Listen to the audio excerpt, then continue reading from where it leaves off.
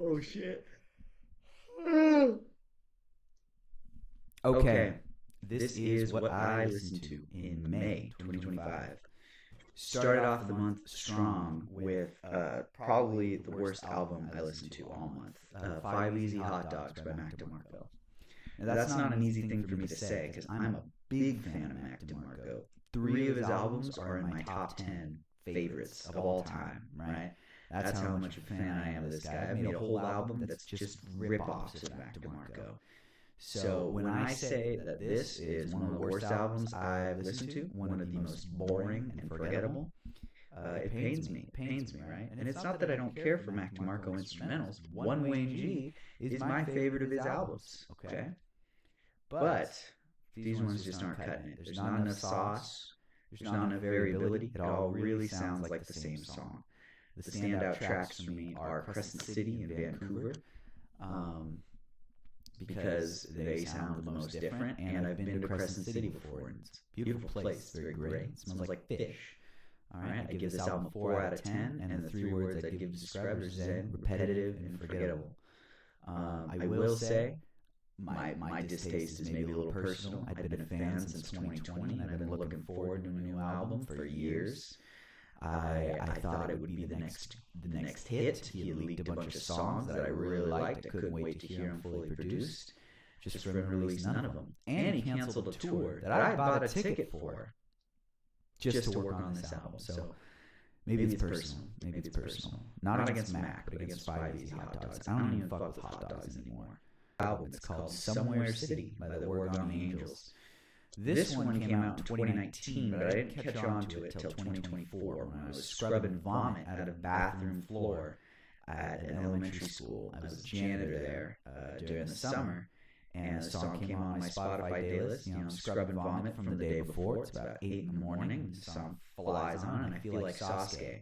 I'm doing my Chidori on this little kid's Cheetos that are, oh God, it was in the tile.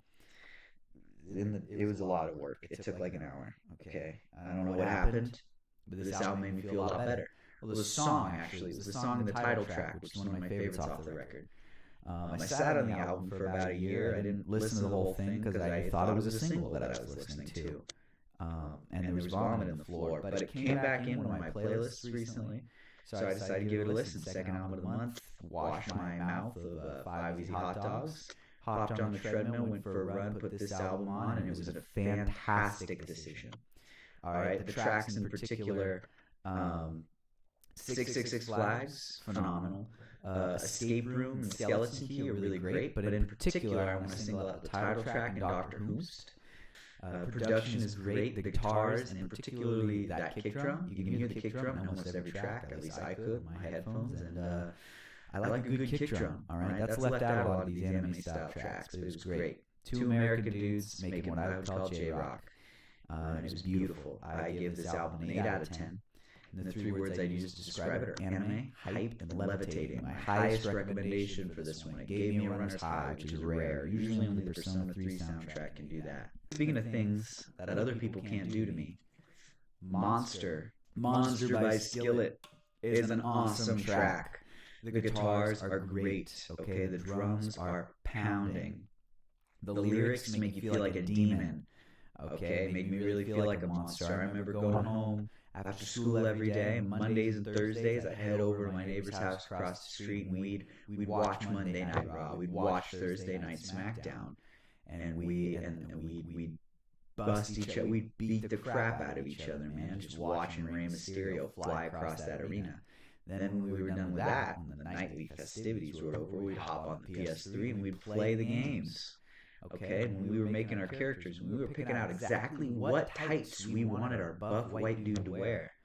This song would come on and I'd really feel like a monster. Except I used to mishear the lyric as rock star, and that made me want to be a rock star as an 8-year-old, and here we are today. Listening to this full album and realizing it's kind of shitty. Okay, Skillet has its reputation as a little bit of a silly band for a reason, because it's a little bit of a silly album. They have moments of hype and just girth in tracks like Monster, and that's it. And then they have acoustic tracks for some reason with rock production, and it sounds like garbage, and I hate it. So 5 out of 10 on this album. 3 words are raw, bored, and muscular. But I think I only gave it muscular because of Monster. So listen to Monster by Skillet, but don't give this album a listen. It's not worth your time. What is worth your time is For the First Time by Black Country New Road. This is their first-ish album, depending on who you ask. Came out in 2021, and ever since it came out, I've had friends trying to put me on this shit for a long time. Sending me tracks, playing it in Discord calls while I'm streaming on Twitch, forcing me to listen to it. And I just didn't really care. I didn't pay attention, right? But now this year I decided to pay attention. I decided to be a little more reflective. And that's how this album made me feel. It made me feel reflective, scattered, and frantic. Boom, there's the 3 words to describe it a little early. Favorite tracks were Athens, France, phenomenal. Opus, and just the whole album, really. It's one of those albums where it's hard to pick out individual songs because the whole thing just feels like one sweeping movement. And as a result, the whole thing kind of feels at times frantic and relaxing. The lead singer's voice, I forget his name, but I will remember his voice forever. It's a shame he left the band, but according to my friend who went to Kill Me Block Party this year, their new singers are doing very well, so I look forward to listening to more albums by Black Country New Road. This one's an 8 out of 10 for me, and a strong recommendation. Next up, I listened to Dorm Room Days by Tsunami Warning. It's not an album, so yeah, it's an EP. Came out 2024, right? Very small. I'd call melodic indie band. It's pretty cute. Major de Arcana. I like it because I like Majora's Mask, and that reminds me of that. And it's got a fun little bass line that I made. So really, maybe I'm an asshole, but this album is very energized, very alluring, and hypnotizing. And even throwing a fourth word, a little strokey, right? There's a lot of Strokes vibes here.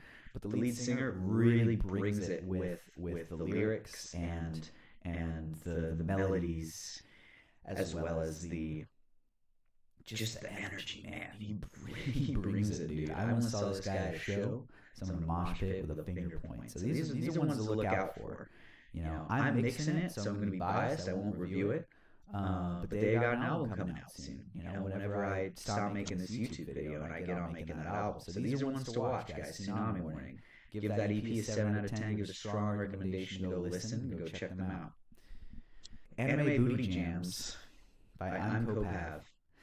I don't know, guys. There's like a million tracks on this thing. I just wanted to listen to some lo-fi. I listened to a lot of lo-fi. And this one was chill. It was good. It was good. There were a lot of tracks on here. Some of them were very chill.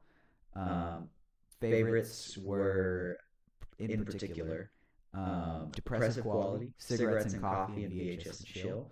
They gave me that like, oh hell yeah, dude, I'm about to seize the day right now. They gave me that kind of feeling, but like in a cool way, in like a laid back, with a cup of coffee kind of way. Like I'm gonna seize this day on my own time. And that's what it was like, So solid 6 out of 10. Smooth, it was relaxing, and it was stimulating. But man, it was really long. I can't lie, I didn't finish this one in one sitting because it was really long, and I don't like walking around for that long because it's hot. It's really hot. Ants from Up There, Black Country New Road. I couldn't resist coming back. I was gonna save it for next month. I didn't, dude. I was itching for more after a couple days. Listening to Athens, France on repeat. And this one did not disappoint. I get why everyone thinks it's a masterpiece. I should have listened to this years ago, okay? I would have been a better man for it. It was beautiful. It was raw and it was addicting. 3 words to describe right there. Favorite tracks? Damn near all of them. I loved Concord. Loved Good Will Hunting. Loved the place where he inserted the blade. Loved that song. It came on and it hit me like someone stabbed me. He inserted the blade in me. And I felt that shit. Okay, I felt that shit in my heart. So same with Snow Globes. And Chaos Space Marine, dude. Warhammer reference, I think? It has to be, right? You don't just come up with that shit by coincidence. Really great. The lyrics are funny and soul-crushing. And oh, God. That snare drum, dude. I'm a little bitch for a good snare drum. If that thing is popping through a mix and it sounds warm and smooth and like a hug that hurts, I'm all for it, and that was all over this album. Not to mention the violins, not to mention the guitars, not to mention those deep, rich vocals. What a vocalist, man!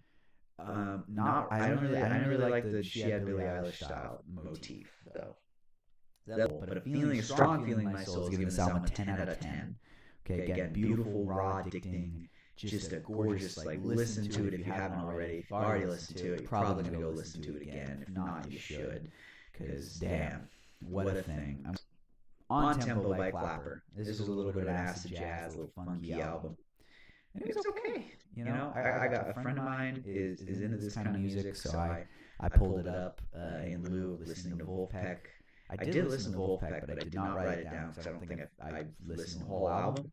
But that's kind of the vibe it gave me. It was jittery and it was fused. It was all right. You know, 6 out of 10.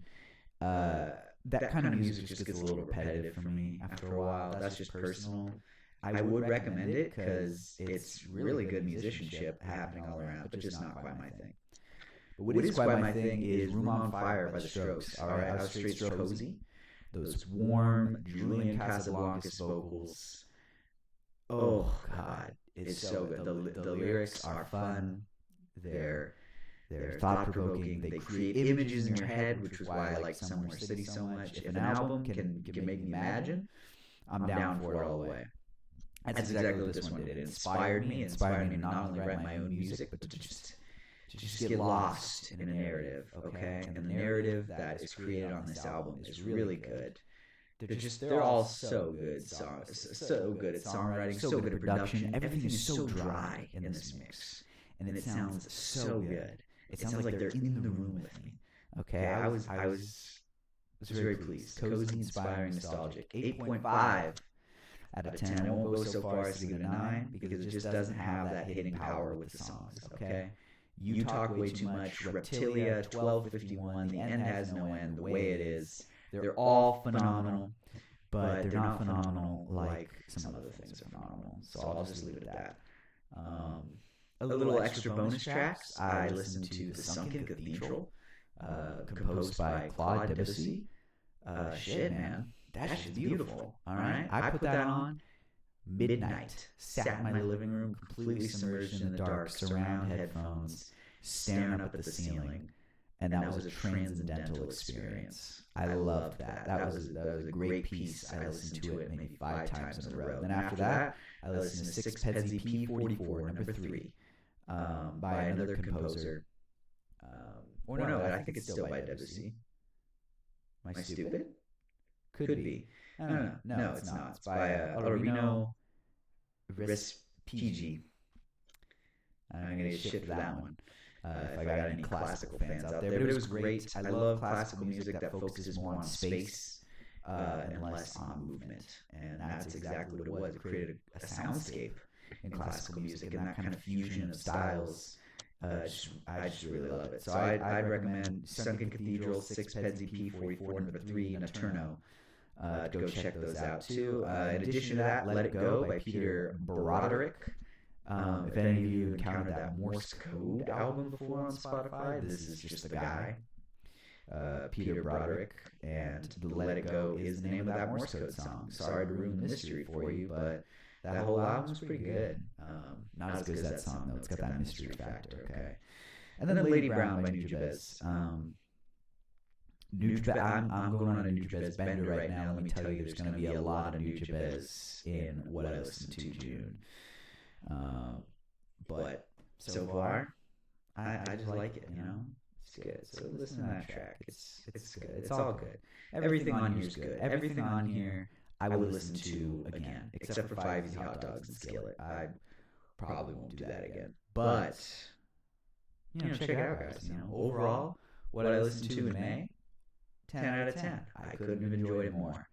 It was an even balance of lows and highs. It was just a nice mountain range of sound.